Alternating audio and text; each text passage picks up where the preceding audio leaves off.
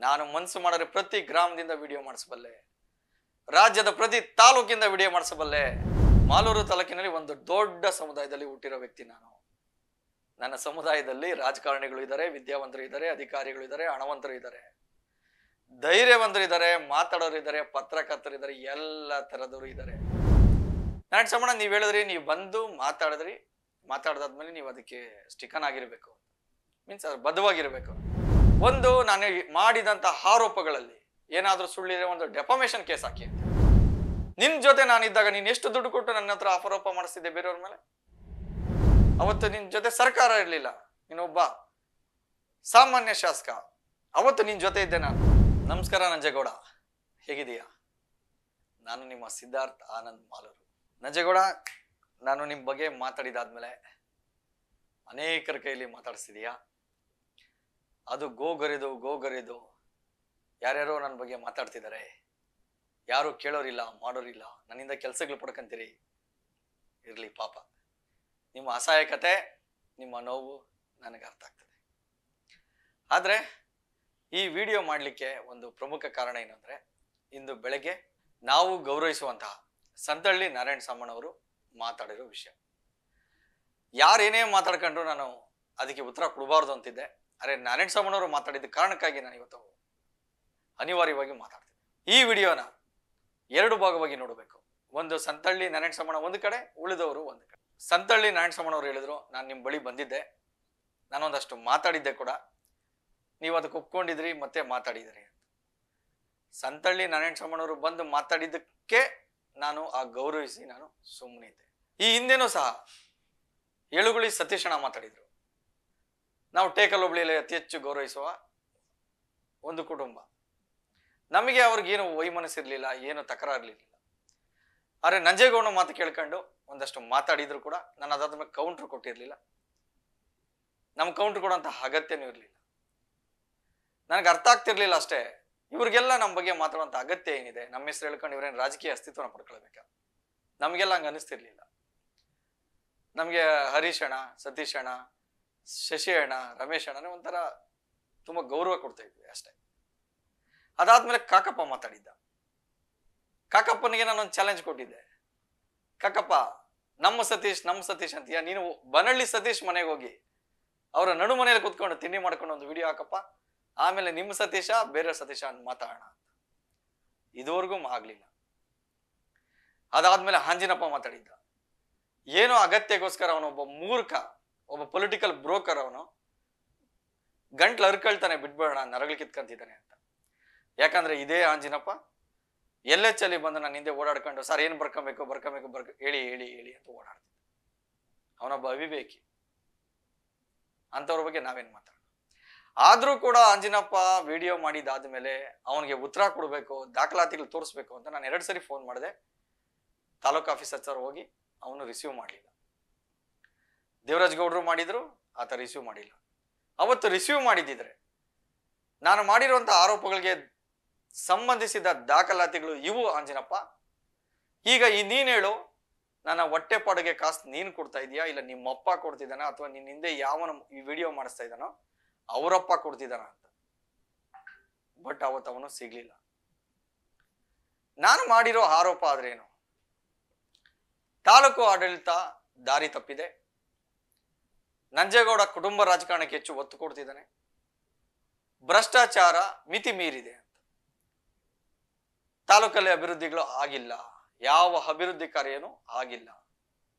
ನೀವು ಉತ್ತರ ಕೊಡಬೇಕಾದದ್ದೇನು? ದಾಖಲಾತಿ ಇದ್ರೆ ತಗೊಂಡ್ ಕುಡಿ ಅಂತ ಕೇಳ್ಬೋದಿತ್ತು, ಇಲ್ಲ ಹಗರಣಗಳಾಗಿಲ್ಲ ಅನ್ನೋದಕ್ಕೆ ದಾಖಲಾತಿಗಳು ಒದಗಿಸ್ಬೋದಿತ್ತು, ಇಲ್ಲ ರಸ್ತೆಗಳು ಚೆನ್ನಾಗಿದ್ರೆ, ಅಭಿವೃದ್ಧಿ ಆಗಿದ್ರೆ ಅದಕ್ಕೆ ಸಂಬಂಧಿಸಿದಂತ ವಿಡಿಯೋಗಳು ಕೊಡ್ಬೋದಿತ್ತು, ಲೆಕ್ಕ ಕೊಡ್ಬೋದಿತ್ತು. ಇಲ್ಲ ನಂಜೇಗೌಡರು ಕುಟುಂಬ ರಾಜಕಾರಣ ಮಾಡ್ತಿಲ್ಲ, ಅವರ ಮಕ್ಕಳನ್ನ ಎಲ್ಲೂ ಕೂಡ ರಾಜಕಾರಣದಲ್ಲಿ ಇನ್ವಾಲ್ವ್ ಮಾಡ್ತಿಲ್ಲ, ಅವ್ರ ತಮ್ಮನ್ನೆಲ್ಲೂ ಇನ್ವಾಲ್ವ್ ಮಾಡ್ತಿಲ್ಲ ಅಂತ ನೀವು ಪ್ರೂವ್ ಮಾಡ್ಬೋದಿತ್ತು. ಅವನ್ ಯಾವನು ಮಾಡಿಲ್ಲ, ಅದನ್ನ ಯಾವುದನ್ನು ಮಾಡಿಲ್ಲ. ಅದು ಹೊರತುಪಡಿಸಿ ಅನಗತ್ಯ ನಂಜೇಗೌಡ ಏನು ಬರೆದು ಕೊಟ್ಟಿನ ಅದನ್ನ ನೀಟಾಗಿ ಹೇಳಕ್ ಬರಲ್ಲ. ನನಗೆ ಗೊತ್ತು ಪಾಪ ನಂಜೇಗೌಡರ ಪಾಡು. ಆತ ತುಂಬಾ ನೀಟಾಗಿ ಬರೆದು ಕೊಡ್ತಾನೆ, ನೀಟಾಗಿ ಹೇಳ್ಕೊಡ್ತಾನೆ, ಹೀಗೆ ಮಾತಾಡಿ ಅಂತ. ಅದನ್ನ ನಿಮ್ಗೆ ಡೆಲಿವರಿ ಮಾಡೋಕ್ಕೂ ಬಂದಿಲ್ಲ. ಹೇಳಿದ್ದನ್ನೇ ಹೇಳಿ, ಹೇಳಿದ್ದನ್ನೇ ಹೇಳಿ, ಜನಪರ ನಾಯಕ, ದೀನ ದಲಿತರ ಬಂಡು, ಬಡವರ ಆಶಾಕಿರಣ, XYZ ಹೇಳಿದನ್ನೇ ರಿಪೀಟ್. ಒಬ್ಬನಿಗೂ ಮಾತಾಡುವಂತ ಯೋಗ್ಯತೆ ಇಲ್ಲ. ನಾನು ಯಾಕೆ ಸತೀಶಣ್ಣ ಮಾತಾಡಿಲ್ಲ ಗೊತ್ತಾ? ನಾವೇ ಕಿತ್ತಾಡೋದು ಬೇಡ. ನಮ್ಮ ವಿರುದ್ಧ ನಮ್ಮ ಕಮ್ಯುನಿಟಿಯನ್ನ ಎತ್ಕಡ್ತಿದ್ದಾರೆ, ನಾವ್ ಯಾಕೆ ಕಿತ್ತಾಡ್ಕೊಳ್ಬೇಕು? ಅದು ಅವನು ಯಾರಿಗೋಸ್ಕರನೋ. ನಮ್ಮ ಒಂದೇ ಸಮುದಾಯದವ್ರು ಕಿತ್ತಾಡ್ಕೊಂಡ್ರೆ ಅವನಿಗೇನ್ ನೀರ್ ಸೋರ್ಬೇಕಾ? ನೋಡಿ ಮಜಾ ತಗಂತಾನೆ ಅಂತ ನಾನು ಮಾತಾಡ್ಲಿಲ್ಲ. ನಾನು ಎಲ್ಲಾದ್ರೂ ಸರಿಯೇ ನಿಮ್ಗಳ ಬಗ್ಗೆ ಮಾತಾಡಿದ್ದೀನಿ ಯಾವತ್ತಾದ್ರೂ? ಇಲ್ಲ ನಿಮ್ಮ ಅಪ್ಪಂದಿರ ಬಗ್ಗೆ ಮಾತಾಡಿದ್ದೀನಾ? ಏನೋ ನಿಮ್ಮ ಅಪ್ಪನ ಬಗ್ಗೆ ಮಾತಾಡ್ದಂಗೆ ನೀವ್ ಯಾಕೆ ಅಷ್ಟು ತಿಕಾರ ಕಳ್ತಾ ಇದ್ರೆ ನನಗೆ ಅರ್ಥ ಆಗ್ತಾ ಇಲ್ಲ. ನಾನು ಹೇಳೋದೇನಂದ್ರೆ, ನೇಮಕಾತಿ ಹಗರಣ ಆಯ್ತಲ್ಲ, ವಸಂತಣ್ಣ ನಿಮ್ಮ ಕುಟುಂಬಕ್ಕೆ ಯಾರನ್ನಾರು ಅಪಾಯಿಂಟ್ ಮಾಡ್ಕೊಟ್ಟಿದ್ರ? ಯಾರು ನಿಮ್ಮ ಕುಟುಂಬದಲ್ಲಿ ಒಬ್ಬರಿಗೆ ಹುದ್ದೆ ಕೊಟ್ಟಿದ್ರ ನೀವು ಮಾತಾಡ್ಲಿಕ್ಕೆ? 250 ಎಕರೆ ಅಕ್ರಮ ಭೂ ಮಂಜೂರಾತಿ ಆಯ್ತಲ್ವಾ? ಅಕ್ರಮ ದಾಖಲಾತಿಗಳನ್ನ ಸೃಷ್ಟಿ ಮಾಡಿ ತಿಪ್ಪಸಂದ್ರ ಶ್ರೀನಿವಾಸಣ್ಣ ನಿಮ್ಮ ಕುಟುಂಬಕ್ಕೆ 5 ಎಕರೆ ಜಮೀನು ಕೊಟ್ಟಿದ್ದಾರೆ ನೀವು ಮಾತಾಡ್ಲಿಕ್ಕೆ? ನಿನಗೆ ತಲೆ ಮೇಲೆ ಕೂದ್ಲಿಲ್ಲ ಅನ್ಕೊಂಡಿದ್ದೆ ನಾನು, ತಲೆಯಲ್ಲಿ ಬುದ್ಧಿನೂ ಇಲ್ಲ. ಏನೋ ರಾಜಕೀಯ ಒತ್ತಡಗಳಿಗೆ ಒಳಗಾಗಿ ಮಾತಾಡಬಹುದಾದ್ರೆ ಸುಳ್ಳುಗಳು ಮಾತಾಡ್ತೀನಿ ನೀನು. ರಾತ್ರಿ ನಿನಗೆ ಫೋನ್ ಮಾಡಿ ಹೇಳಿದ್ದೀನಿ, ಡಿಫಾಮೇಶನ್ ಕೇಸ್ ಹಾಕ್ತೀನಿ, ನೋಟಿಸ್ ಕೊಡ್ತೀನಿ, ಉತ್ತರ ಕೊಡು ಫಸ್ಟ್. ನೀನು ತುಂಬಾ ದೊಡ್ಡ ಸುಳ್ಳುಗಳನ್ನ ನೀನು ಆರೋಪ ಮಾಡಿದ್ಯಾ ತಿಪ್ಪಸಂದ್ರ ಶ್ರೀನಿವಾಸ್. ಮಾಲೂರು ಕೆರೆ ಟೆಂಡರ್ ಆಗ್ತಿದೆ, ಫ್ರೆಂಡ್ ಸಂತೋಷಣ. ಆ ಟೆಂಡರ್ ಅಲ್ಲಾಗ್ಲಿ ಅಥವಾ ಮೆಗಾ ಡೈರಿ ಹಗರಣದಲ್ಲಾಗ್ಲಿ ನಿನ್ಗೆ ಯಾವ್ದಾರ ಒಂದು 5 ಕೋಟಿ ಟೆಂಡರ್ ಕೊಟ್ಟಿದಾರ? ನೀನ್ ಅದನ್ನ ಸಮರ್ಸ್ಕೊಳಕ್ಕೆ ಈ ಜನಾಂಗಗಳಿಗೆ ಏನ್ ಕೊಟ್ಟಿದ್ದಾರೆ? ಅವನ್ ಯಾರೋ ರಾಜೇಶ್ ಮಾತಾಡ್ತಾನೆ, ಇನ್ನು ಯಾರೋ ಜೈಮಂಗಲದವ್ರು ಒಬ್ಬ ಮಾತಾಡ, ಅವನ ಮುಖ ನೋಡಿದ್ರೆ 3 ದಿನ ಊಟ ತಿನ್ಬೇಕನ್ಸಲ್ಲ. ಪಾಪ ಅಮ್ಮ ಯಾರೋ ಮುನ್ರತ್ನಮ್ಮ ಮಾತಾಡ್ತಾಳೆ, ಸಂದೇಗೌಡ ಹೆಂಡ್ತಿ. ಪಾಪ ಅಮ್ಮನಿಗೆ ಏನು ಗೊತ್ತು? ಏನೋ ಮಾತಾಡೋ ಕ್ಯಾಮ್ರಾ ಇಟ್ಟಿರ್ತಾರ ಮಾತಾಡ, ಯಾವನೋ ಮಾತಾಡ್ತಾನೆ ಗಂಟ್ಲರ್ಕಂತ. ಇಷ್ಟು ಜನ ಒಂದು ಕಡೆ ಆದ್ರೆ ನಾನು ಗೌರವಿಸುವಂತ ಸಂತಳ್ಳಿ ನಾಟ್ಸಮ್ಮಣ ಒಂದು ಕಡೆ. ನಾಟ್ಸಮ್ಮಣ ನೀವ್ ಹೇಳಿದ್ರಿ, ನೀವು ಬಂದು ಮಾತಾಡದಾದ್ಮೇಲೆ ನೀವು ಅದಕ್ಕೆ ಸ್ಟಿಕನ್ ಆಗಿರ್ಬೇಕು, ಮೀನ್ಸ್ ಅದು ಬದ್ಧವಾಗಿರ್ಬೇಕು. ಅಣ್ಣ ನಾನು ನಿಮ್ ಜೊತೆ ಮಾತಾಡಿದಾದ್ಮೇಲೆ ನಾನು ನಿಮ್ಗೊಂದು ಕಂಡೀಷನ್ಸ್ ಹಾಕಿದೆ, ನಾನು ಆತನ ಬಗ್ಗೆ ಮಾತಾಡಬಾರ್ದಾದ್ರೆ ಇಂಥ ಕಂಡೀಷನ್ಸ್ಗೆ ಒಪ್ಕೊಬೇಕು. ನೀವು ಇಲ್ಲಿಂದ ಹೋದ್ಮೇಲೆ ಶಾಸಕರು ನಿಮ್ಮನ್ನ ಕೇಳಿದ್ರ ಏನಾಯ್ತು, ಏನು ಮಾತಾಡ್ಕೊಂಬಂದ್ರಿ, ಏನ್ ಹೇಳಿದ್ರು ಅಂತ? ನೀವು ಅದ್ರ ಬಗ್ಗೆ ಪ್ರತಿಕ್ರಿಯೆ ಕೊಟ್ಟಿಲ್ಲ. ಅದಾದ ಮೇಲೆ ಸುಮಾರು 3 ತಿಂಗಳು ನಾನು ಸುಮ್ಮನೆ ಇದ್ದೆ. ನಾನೇನು ಎಲ್ಲೂ ಬಗ್ಗೆ ಲೂಸ್ ಟಾಕ್ ಮಾತಾಡಿಲ್ಲ, ಆತನ ಬಗ್ಗೆನೂ ಮಾತಾಡಿಲ್ಲ. ಆದ್ರೆ ಗ್ರೂಪ್ಗಳಲ್ಲಿ ತುಂಬಾ ಕೆಟ್ಟದಾಗಿ ಏಕವಚನದಲ್ಲಿ ಆ ಸುನಿಲ್ ಪಪ್ಪು ಮತ್ತು ಅವನ ಗ್ಯಾಂಗ್ ಪಟಾಲ ಮಾತಾಡ್ಲಿಕ್ಕೆ ಸ್ಟಾರ್ಟ್ ಮಾಡ್ತು. ಅವಾಗ ನಾನು ನಿಮ್ ಗಮನಕ್ಕೆ ತಂದೆ, ಅಣ್ಣ ನೀವು ಇದ್ರ ಬಗ್ಗೆನೂ ಮಾತಾಡೋ ಅಗತ್ಯ ಇಲ್ಲ, ಯಾರ್ಯಾರೋ ಬೋಳಿ ಮಕ್ಕಳನ್ನ ನೀವು ಕೇಳೋಂತ ಅಗತ್ಯ ಇಲ್ಲ, ನಾನು ಇದನ್ನ ಹ್ಯಾಂಡಲ್ ಮಾಡ್ತೇನೆ, ನಾನು ಇನ್ನು ಮೇಲೆ ಮಾತಾಡ್ತೀನಿ, ನಿಮ್ ಗಮನಕ್ಕೆ ತಂದೆ. ಸರ್ಕಾರಿ ನೌಕರ ಸಂಘದ ಅಧ್ಯಕ್ಷ ಸಮೇತ ಇನ್ನೊಂದಷ್ಟು ಜನ ಕುತಂತ್ರ ಮಾಡಿ ನನ್ನ ಮೇಲೆ ದೂರು ಕೊಡಬೇಕು. ನಾನು ಅವತ್ತು ಚಾಲೆಂಜ್ ಮಾಡಿದ್ದೆ, ತಾಕತ್ತ ಇದ್ರೆ ಒಂದು ಅರ್ಜಿ ಕೊಡ್ರಿ ನೋಡೋಣ. ದೂರು ಬೇರೆ ವಿಷಯ, ಅದು FIR ಆಗೋದು, ನನಗೆ ನೋಟಿಸ್ ಕೊಡೋದು ಬೇರೆ ವಿಷಯ. ತಾಕತ್ತ ಇದ್ರೆ ಒಂದು ಅರ್ಜಿ ಕೊಡ್ರು ನೋಡೋಣ ಅಂತ ಹೇಳಿದೆ. ಒಬ್ಬನ ಕೈಲಿ ಒಂದು ಅರ್ಜಿ ಕೊಡಕ್ಕಾಗ್ಲಿಲ್ಲ, ಅದಲ್ಲಿ ನಿಂತೋಯ್ತು. ನಿರಂತರವಾಗಿ ಎತ್ತು ಕಟ್ಟುವಂತ ಕೆಲಸಗಳು ಮಾಡ್ತಾನೆ ಇದ್ರು. ನಾನು ಹೇಳಿರೋದೇನು, ನಾನು ಮಾಡಿರೋ ಆರೋಪ ಏನು, ನೀವೆಲ್ಲ ಮಾಡ್ತಿರೋದೇನು? ನನಗೇನು ಅರ್ಹತೆ ಇದೆ ಅಂತ ಕೇಳ್ತಾ ಇದ್ದೀರಿ. ನಂಜೇಗೌಡನಿಗೆ ನಾನು ಚುನಾವಣೆ ಮಾಡಿದ್ದೀನಿ 106 ಜನ ಯುವಕರನ್ನ ಜೊತೆಲಿ ಇಟ್ಕೊಂಡು. ನಾನು ಅವತ್ತು ನನಗೊಂದಷ್ಟು ಕಾಸು ಕೊಡಿ, ನನಗೊಂದಷ್ಟು ಅಧಿಕಾರ ಕೊಡಿ, ನನಗಷ್ಟು ಯೋಜನೆಗಳು ಕೊಡಿ ಅಂತ ನಾನು ಕೇಳಿಲ್ಲ. ನನ್ನ ಕಮ್ಯುನಿಟಿಗಾಗಿ, ನನ್ನ ಸಮುದಾಯಕ್ಕಾಗಿ ನಾನು ಒಂದಷ್ಟು ಹಕ್ಕುಗಳನ್ನ ಕೇಳಿದ್ದೇನೆ. ನೀವು ಭೂ ಮಂಜೂರಾತಿ ಮಾಡಿದ್ರೆ ಕನಿಷ್ಠ 25% ಈ ಸಮುದಾಯಗಳಿಗೆ ಮಂಜೂರಾತಿ ಮಾಡಬೇಕು. ನೀವು ಯಾವುದೇ ರೀತಿಯ ಟೆಂಡರ್ಗಳು ಕೊಟ್ರೆ ಕನಿಷ್ಠ 25% ಈ ಸಮುದಾಯಗಳಿಗೆ ಟೆಂಡರ್ ಕೊಡಬೇಕು. ನೀವು ಯಾವುದೇ ಯೋಜನೆಗಳು ತಂದ್ರು ಅದರಲ್ಲಿ ಇವರು ಪಾಲುಗಾರಿಕೆ ಇರಬೇಕು. ನೀವು ಯಾವುದೇ ಅಧಿಕಾರ ಹಂಚಿಕೆ ಮಾಡಿದ್ರು ಕೂಡ ಇವರ ಪಾಲುದಾರಿಕೆ ಇರಬೇಕು. ಅದು 25% ಇದು ಕಡಿಮೆ ಇರಬಾರದು.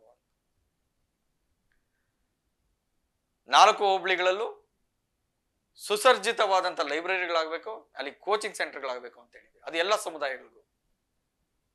ಯಾವುದೇ ಬಡವ ಯಾವುದೇ ಕಚೇರಿಗಳಿಗೆ ಅಲಿಬಾರ್ದು, ಅವರ ಕೆಲಸಗಳು ತುಂಬಾ ಸುಲಭವಾಗಿ ನಡೆಯಬೇಕು ಅಂತ ಹೇಳಿ. ಆಸ್ಪತ್ರೆಗಳು, ಸ್ಕೂಲುಗಳ ಗುಣಮಟ್ಟ ಹೆಚ್ಚಾಗಬೇಕು ಅಂತ ಹೇಳಿದ್ದೆ. ಅದ್ರ ಬಗ್ಗೆ ಯಾವ ಕ್ರಮ ತಗೊಂಡಿಲ್ಲ.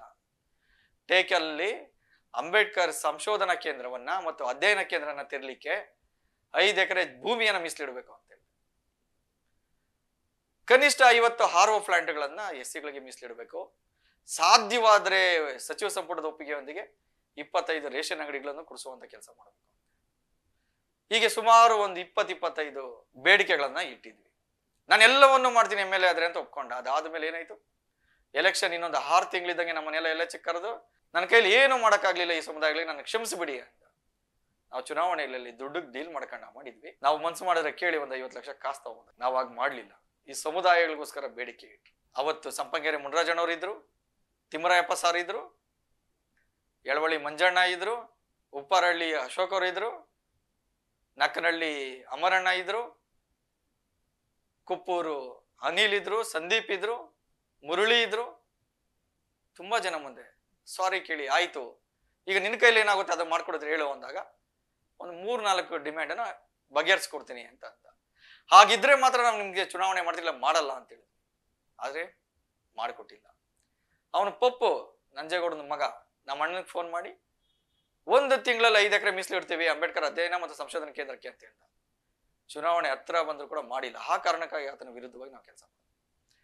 ಆತನನ್ನ MLA ಮಾಡಿದ್ದು ನಾವು ಭ್ರಷ್ಟಾಚಾರ ಮಾಡುವಂತಲ್ಲ, ತಾಲೂಕು ಅಭಿವೃದ್ಧಿ ಮಾಡುವಂತ. ಭ್ರಷ್ಟಾಚಾರ ಮಾಡ್ತಾರೆ ಸಹಿಸ್ಕೊಂಡಿರ್ಬೇಕಾ? ಎಲ್ಲ ಕೋರ್ಟಲ್ಲಿ ಹೋರಾಟ ಮಾಡ್ರಿ, ಇನ್ನೊಂದ್ ಕಡೆ ನೋ, ಸರ್ಕಾರ ಅವ್ರದ್ದಿದೆ. ಈತನ ಮೇಲೆ ಎನ್ಕ್ವೈರಿ ಮಾಡಕ್ಕೆ ಸರ್ಕಾರ ಅನುಮತಿ ಕೊಡ್ತಿಲ್ಲ ಲೋಕಾಯುಕ್ತಕ್ಕೆ. ಆ ಕೋರ್ಟಲ್ಲಿ ಬಂದು ಅಬ್ಜೆಕ್ಷನ್ಗಳಾಗ್ತಾರೆ.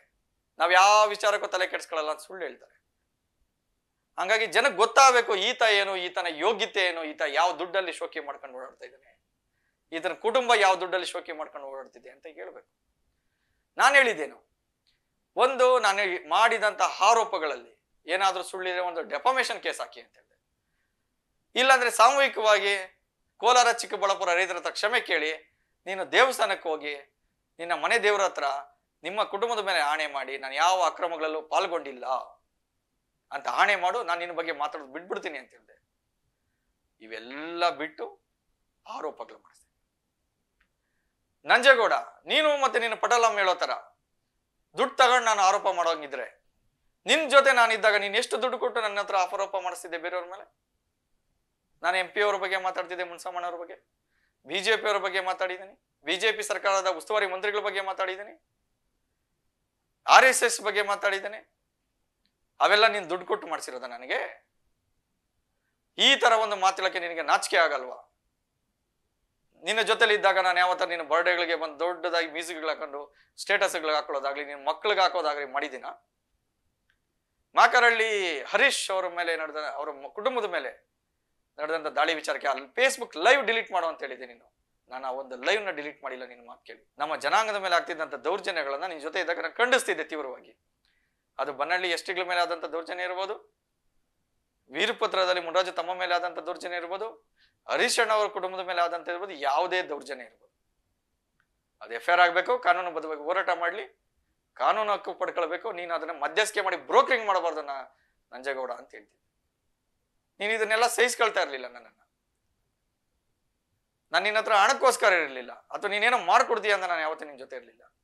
ಅವತ್ತು ನಿನ್ ಜೊತೆ ಸರ್ಕಾರ ಇರಲಿಲ್ಲ, ನೀನೊಬ್ಬ ಸಾಮಾನ್ಯ ಶಾಸಕ. ಅವತ್ತು ನಿನ್ ಜೊತೆ ಇದ್ದೆ ನಾನು. ಅವತ್ತು ನನಗೆ ಅಧಿಕಾರ ಬೇಕು, ಹಣ ಬೇಕಾದ್ರೆ ನಾನು BJP ಅವ್ರ ಜೊತೆ ಹೋಗ್ತಿದ್ದೆ. ಇವತ್ತು ನಿನ್ನ ಹತ್ರ ಅಧಿಕಾರ ಇದೆ, ನಿನ್ನ ಹತ್ರ ಸರ್ಕಾರ ಇದೆ, ಆದ್ರೂ ನಾನು ಇವತ್ತು ನಿನ್ನ ವಿರುದ್ಧ ಇದ್ದೀನಿ ಅಂದ್ರೆ ನನಗೆ ಹಣ ಲಾಭ ಬೇಕಾಗಿರೋದು. ನಾನು ಭ್ರಷ್ಟರನ್ನ ಕಡೆಗಣಿಸ್ತಾ ಇದ್ದೀನಿ, ದುರಂಕಾರಿಗಳನ್ನ ಎದುರಿಸ್ತಾ ಇದ್ದೀನಿ, ಕುಟುಂಬ ರಾಜಕಾರಣ ಮಾಡ್ತಾ ಇರುವಂತವ್ರನ್ನ ಬೆತ್ತಲುಗೊಳಿಸ್ತಾ ಇದ್ದೀನಿ. ಕೆಲವರೆಲ್ಲ ಹೇಳ್ತಾ ಇದ್ರಿ ಎಚ್ಚರಿಕೆ ಮತ್ತು ಮಗದ ಸಂತಳ್ಳಿ ನಾಟಸಮ್ಮನ ಸೈಡ್ಗೆ ಇಟ್ಟು ಹೇಳ್ತಾ ಇದ್ದೀನಿ ಉಳಿದವ್ರಿಗೆ, ನೀವು ಕೂಡ ಎಚ್ಚರಿಕೆಗಳು. ನೀವು ಮನ್ಸು ಮಾಡಿದ್ರೆ ಒಂದನ್ನು ಅಲ್ಲಿ ಅಲುಗಡಿಸ್ಲಕ್ ಕೂಡ ಆಗಲ್ಲ, ಒಂದು ಹುಲ್ಲು ಕಡ್ಡಿಯನ್ನು ಅಲುಗಡಿಸಕ್ಕಾಗಲ್ಲ. ಮಾಲೂರು ತಾಲೂಕಿನಲ್ಲಿ ಒಂದು ದೊಡ್ಡ ಸಮುದಾಯದಲ್ಲಿ ಹುಟ್ಟಿರೋ ವ್ಯಕ್ತಿ ನಾನು. ನನ್ನ ಸಮುದಾಯದಲ್ಲಿ ರಾಜಕಾರಣಿಗಳು ಇದ್ದಾರೆ, ವಿದ್ಯಾವಂತರು ಇದ್ದಾರೆ, ಅಧಿಕಾರಿಗಳು ಇದ್ದಾರೆ, ಹಣವಂತರು ಇದ್ದಾರೆ, ಧೈರ್ಯವಂತರು ಇದ್ದಾರೆ, ಮಾತಾಡೋರು ಇದ್ದಾರೆ, ಪತ್ರಕರ್ತರು ಇದ್ದಾರೆ, ಎಲ್ಲ ತರದವರು ಇದ್ದಾರೆ. ನನ್ನ ಸಮುದಾಯದಲ್ಲಿ ನನಗೆ ಧಮಕಿ ಕೊಡೋಷ್ಟು ಅಂತ ಗಂಡಸಿನ್ನು ಯಾವನು ಹುಟ್ಟಿಲ್ಲ. ಅವೇನಾದ್ರೂ ಇದ್ರೆ ನಿಮ್ಮ ರಾಜಕೀಯ ಒತ್ತಡಗಳಿಗೆ ನಿಮ್ಮ ಮನೆಗಳಲ್ಲಿ ಇಟ್ಕೊಳ್ಳಿ. ನಾನು ಮನಸ್ಸು ಮಾಡಿದ್ರೆ ಪ್ರತಿ ಗ್ರಾಮದಿಂದ ವಿಡಿಯೋ ಮಾಡಿಸಬಲ್ಲೆ, ರಾಜ್ಯದ ಪ್ರತಿ ತಾಲೂಕಿಂದ ವಿಡಿಯೋ ಮಾಡಿಸಬಲ್ಲೆ. ನಿಮ್ಮಂತ ಚಿಲ್ಟಾರಿ ಪಲ್ಟಾರಿಗಳಿಗೋಸ್ಕರ ನಾನು ಅಷ್ಟೊಂದೇನು ತಲೆ ಕೆಡಿಸ್ಕೊಳ್ಬೇಕಾಗಿಲ್ಲ.